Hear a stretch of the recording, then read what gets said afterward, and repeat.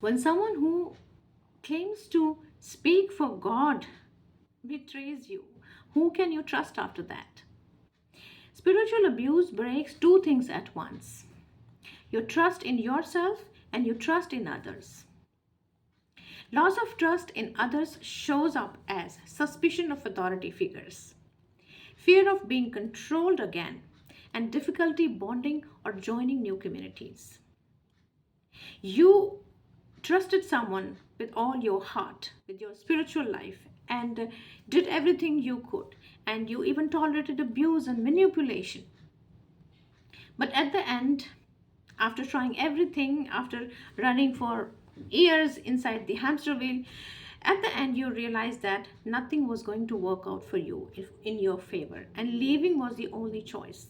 And even after you leave, you're still hurt, you're still confused, and now you have developed problem in trusting authority figures because you trusted them and they betrayed you so bad. Now you start to look every authority figure with suspicion. Your politicians, your leaders, your boss at office, they they were put on pedestals, they were prayed like god, and they were given so much reverence. Still they betrayed you, they harmed you.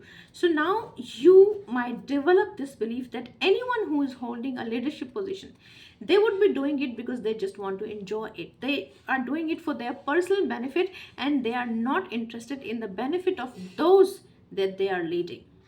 So this might put you in the state of hypervigilance around any sort of authority figures. And then fear of being controlled again.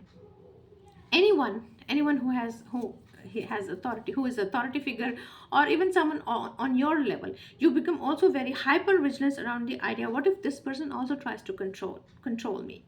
If you try to recall the love bombing phase of when you got associated with your harmful community, there was so much love, so much praises, and you were accepted and you were loved and you're supported. Now after leaving the community, if anyone tries to show you a lot of love, you become suspicious of that also. What if they are just praising me so that they can exploit me later? What if this person is showing love so that they can get me emotionally attached to them so that they can manipulate me later on or control me again? So fear of being controlled is always there, and difficulty in bonding or joining new communities. Now you become so suspicious of any community, even if the community is actually healthy and is good for your spiritual life, you become very suspicious. So this is how it disrupts your trust in other people. And also, you were told over and over inside your community that anyone outside the community is already a harmful person. It is already harmful to your spiritual life because they are impure and they are not on the right spiritual path. So you all were already distrustful of people because of what you were told inside the community, and the community itself betrayed you. So now you have this persistent sense of doubt in people in general that shows up in almost everywhere. And loss of trust in yourself. There was a time when you allowed them to do what they did to you. So there is anger at oneself also, that I was the one who actually allowed them to do that to me. I was the one who put this much of emotional and spiritual investment in that group, in those people. So I am to blame. First I am to blame, then them. I must not be trusted. I trusted them and I was wrong. So I must not be trusted. So there is over reliance on external validation.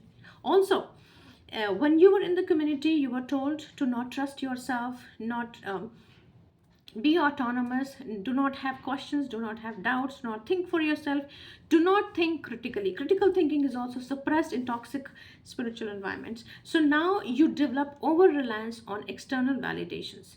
You develop the belief inside the community that you should not be trusted, and when you left the community after being betrayed, you are angry at yourself, and you become doubtful of yourself, of your decisions, because it was your decision to be a part of that community and to trust them blindly. So now there is over reliance on external validation. And decision making paralysis is also there whenever you are trying to decide something, do something, because inside spiritual harmful communities there is a micromanagement, there is over guidance, and you are suggested to take guidance for every matter, even for material, even for material things. So you lose the ability, gradually lose the ability to take decisions for yourself. And now leaving the community, there is one more pain, there's one more wound, that yeah, I was the one who decided to join the community, be a part of it, trust them, and then I got betrayed. So I must definitely not be trusted for in matter of making decisions. So even if you have to make a smallest decision, I have two options, to eat this food and to this food. So which one should I eat, or what cloth should I wear? So this is decision making paralysis that is very much there in the survivors of spiritual abuse. And fear of trusting intuition due to past punishment in spiritually harmful communities, a person is told that you must not trust your intuitions. Whenever you had a doubt, you had a question, or whenever you saw something that others denied, that no, what you're seeing is not right, or any such incident, if you can remember from when you were part of that your group, you would recall that you were somehow punished for trusting your own intuitions. So now you carry that belief with yourself, that my intuitions should not be trusted. And there is also constant second guessing. So these are the symptoms that shows up as loss of trust in oneself. All these are symptoms of trauma because of the harm, the manipulation, the gaslighting, and the abuse that you faced in your spiritually abusive family or your community. And these are just psychological and emotional symptoms that can be dealt with.